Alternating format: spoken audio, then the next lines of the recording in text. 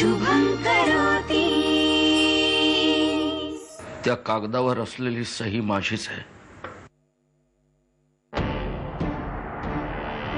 अण्णा काय बोलताय तुम्ही?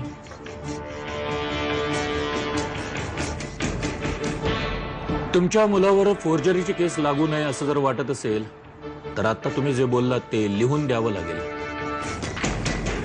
अहो अण्णा, अण्णा काय करताय तुम्ही? हे असं स्टेटमेंट देऊ नका तुम्ही।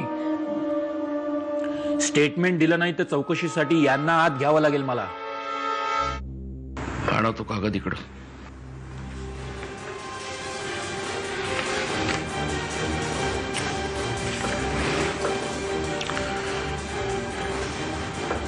मी केशव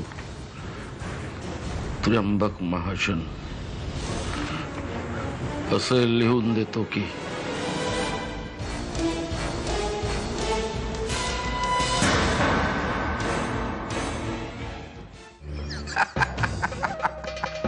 बाप लेखाने माझी सही म्हणून गुताडा केला आणि साहेब तुम्ही हसताय।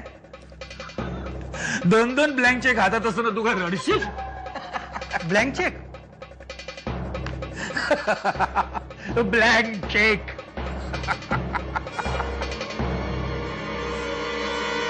खानोलकर बँकेचे। तू ज्या निषादला शोधतेस ना, तो निषाद मी केव्हाच काढून टाकलाय। नाही, तसं असतं तर तू माझी आठवण काढली नसतीस।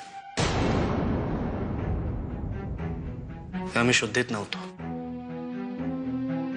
आणि तापात माणूस काही बरळतो हे एवढं मनावर घ्यायचं नसतं।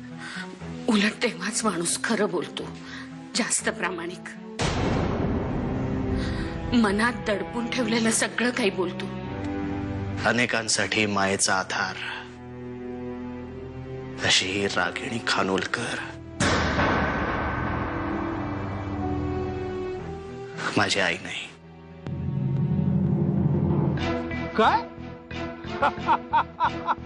म्हणजे दोघांनीही लिहून दिलंय की एनओसी वरची सही त्यांनीच केली आहे। कमाल आहे, कमाल आहे। ओ इन्स्पेक्टर साहेब, काय काम केलंय तुम्ही?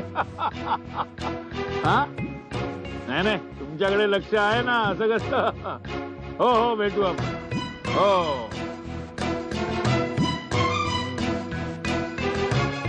आता काही हो, जिंकणार मीच। अण्णांना विरोध नाही केलात तुम्ही? करणार होतो, पण तो इन्स्पेक्टर म्हणाला अण्णांनी असं स्टेटमेंट दिलं नाही तर मग त्यांना चौकशीसाठी हात घ्यावं लागेल। अरे देवा, हे काय करून ठेवलं विवेक भाऊजींनी? भरलं घर उधळून लावलं। अनेक काठ्या जर एकत्र बांधून ठेवल्या तर कितीही जोर लावला ना तरी त्या तोडता येत नाही। आपल्या घराला आत्ता याचीच गरज आहे। आत्ता तरी आपण सगळ्यांनी एकत्रच असायला हवं, सगळ्यांनी मिळून या प्रश्नांना तोंड द्यायला हवं। यातून काहीतरी मार्ग काढायला हवा। यातून सुटायचा मार्ग असेल, नसला तरी तो शोधायला पाहिजे। विवेक काकाला काहीही करून सोडवायलाच पाहिजे। जरा प्रॅक्टिकली विचार करायला लागा। हवेतले इमले बांधणं पुरे झालं आता। उद्या विवेक काका सुटले तरी जामिनावर सुटणार आहेत, तात्पुरते। त्यांनी घालून ठेवलेल्या या घोड्यामुळे अण्णांना कधीही अटक होऊ शकते। हे घर आपल्या हातनं जाऊ शकतं। मग आपण काय करणार आहोत? कुठे जाणार आहोत?